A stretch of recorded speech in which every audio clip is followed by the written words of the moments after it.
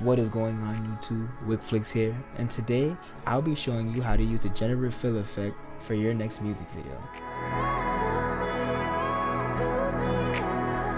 A lot of people use this for Photoshop and other 3D design that they do use. We will be using AI today and using it for music videos. I recently just wanted to try it out and see how it would work. We're gonna dive into Adobe Premiere and Photoshop. Without further ado, let's get into it. You're gonna want to toggle here to Adobe Premiere.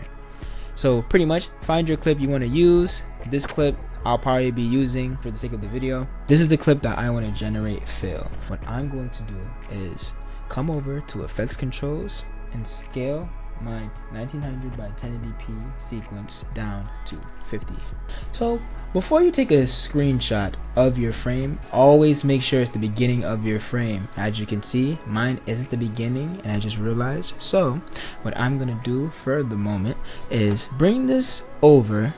Now when I bring my screenshot that I did a generative fill on, I can just add it in from the start of its frame and have no problems and having to go back and search for it. We bring that to 50% scale. We're going to toggle over here and screenshot our frame. So if I click this, it's going to ask us to export frame. I'm going to just call this frame 1.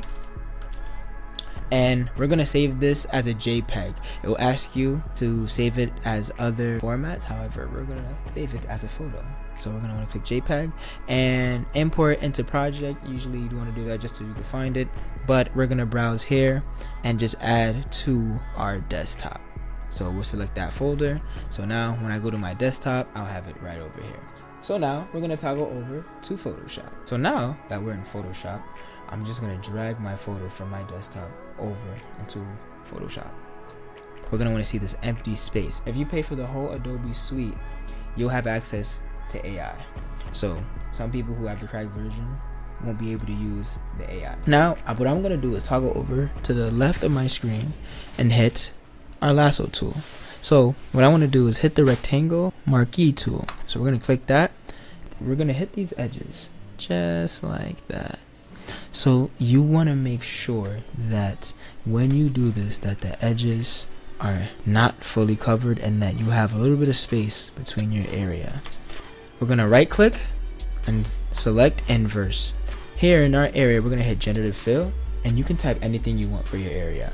So you can literally have a cotton candy land or whatever you desire. However, if you just wanted to extend your frame, just click enter. You don't have to type anything, just click enter and the work will be beautiful. And there we go. Looks pretty dope, doesn't it? We have different options we can choose from.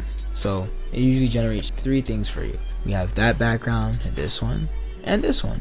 I'm really digging the second one, so I'll be exporting this to my video. So if we come here, export as, this will pop up, and we'll come right over here and click this. So we'll change this from PNG to JPEG. We can hit export and we'll save it to our desktop just so we know where it is. Generative Fill 1. So here is Generative Fill 1, and as you can see, my color grade was already screenshotted over, so I'm gonna mute my color grade at the moment. And what we're going to do now is bring this over.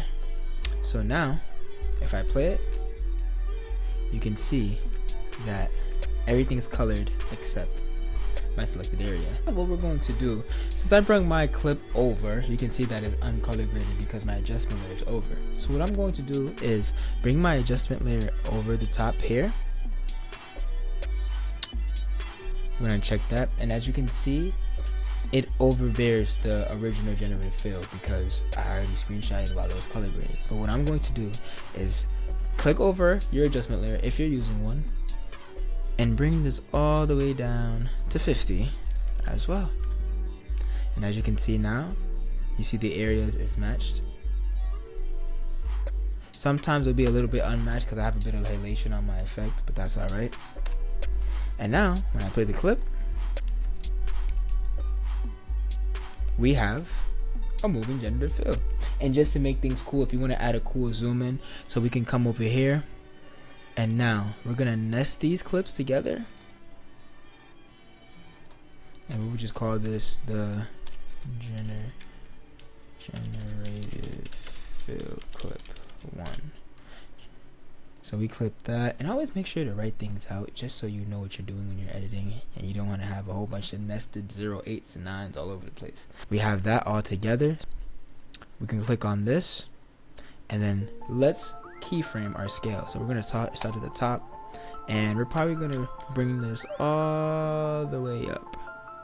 So now I'm probably going to start at 203, depending on where you want to start. This is what it looks like. It's at the 1080p resolution. And then from there, we're going to come over here and then probably bring this back all the way to about, let's bring it to 100 just to be cool. So now if I extend that over, there's my clip. So that's how you do your generative fill. So guys, I hope you guys learned something new and you can add this to your bag of music video techniques. Always try to find something new. Everything I know and learn, I try to share with the world, because I believe that everybody should have the chance to use things to their advantage and definitely make cool things. Definitely go download those editing packs that I have for you guys down in the description below.